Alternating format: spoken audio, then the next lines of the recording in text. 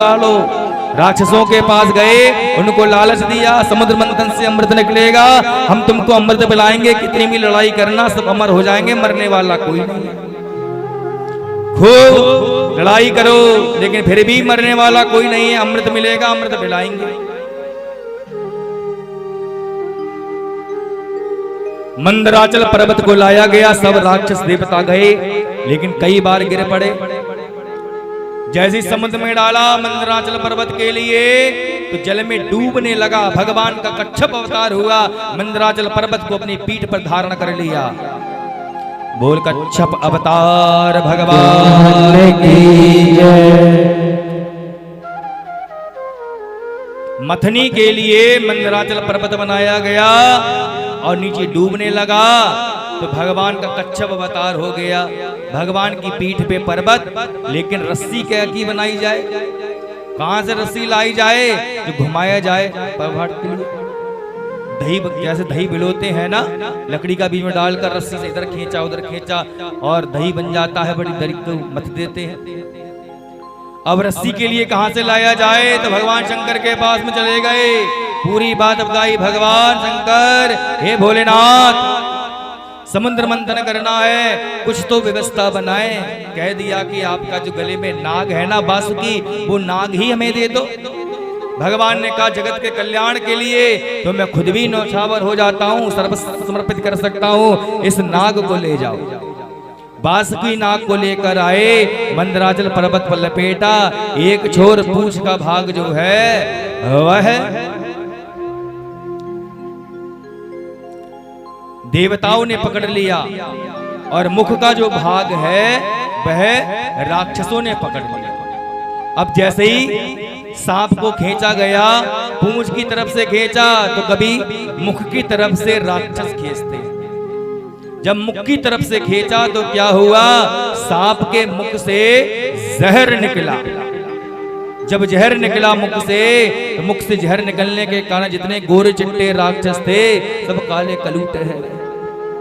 अब तो सब राक्षस कहने लगे, भैया रे पूंछ को भाग पकड़ लेते तो गोरे चिट्टे तो रहते, हम तो बड़े बाप के बेवजह बन गए और मुख के भाग को पकड़ लिया।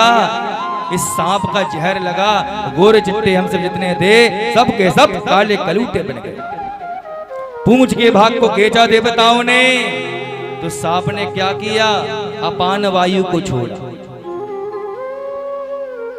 आप सबकी दृष्टि इधर रहेगी, नेटवर्क खुलाएगा, कुछ भूलेंगे नहीं है।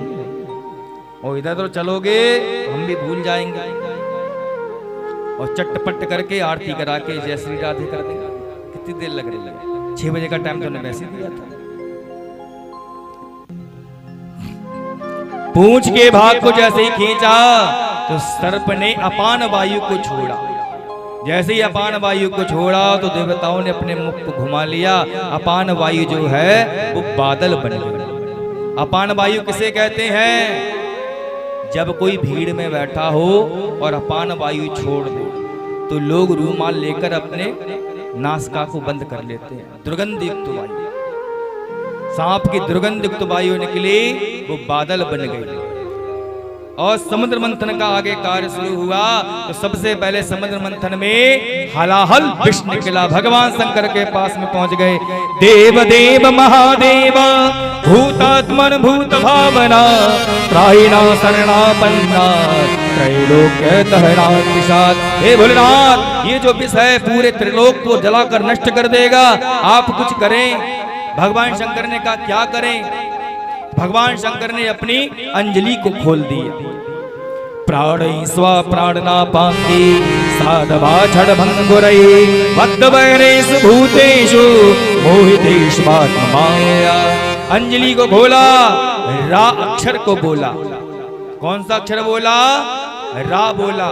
रा बोलने से मुख खुल जाता है। आप बोलकर देखो, रा, मुख खुल जाएगा। भगवान शंकर ने रा बोला, मुख खुल गया।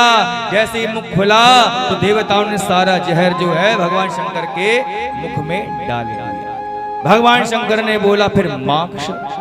जैसे ही मां बोला मुख बंद हो गया। आप भी मां बोलकर देखो, मां। जैसी मुख बंद हुआ, रा और माँ के बीच में विष आ गया तो विषराम ही हो गया।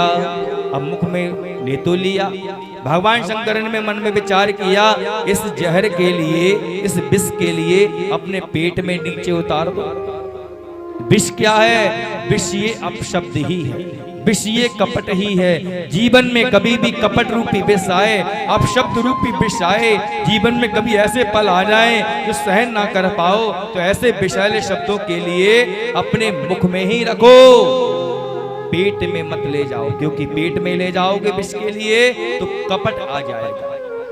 भगवान शंकर ने इसलिए विष के लिए पेट में नहीं उतारा।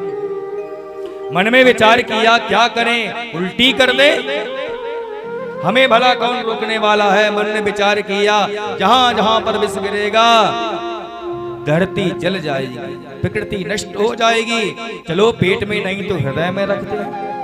हृदय में तो हमारे इष्ट देवता का वास होता है, इसलिए हृदय में भी भगवान शंकर ने नहीं रखा। मुख से निकाला भी नहीं। अगर मुख से विष निकालते तो क्या होता?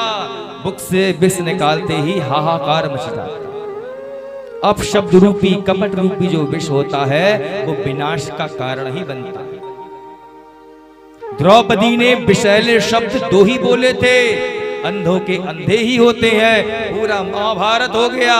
तो भगवान ने यहाँ पर मार्गदर्शन दिया है, ना पेट में रखो कपट रूपी विष के लिए, ना हृदय में रखो, ना मुख से निकालो। जीवन में कठिन समय आ जाए तो विषैले शब्द रूपी, कपट रूपी विष के लिए अपने कंठ में ही रखो। इसलिए भगवान ने विष को अपने कंठ में रखा। भगवान शंकर का जो कंठ है वो नीला पड़ गया, भगवान शंकर का नाम नीलकंठ पड़ गया। वो नीलकंठ भगवान की जय। सब जय जयकार करने लगे। भगवान ने विष पिया, भोले शंकर की जय, भोले बाबा की जय।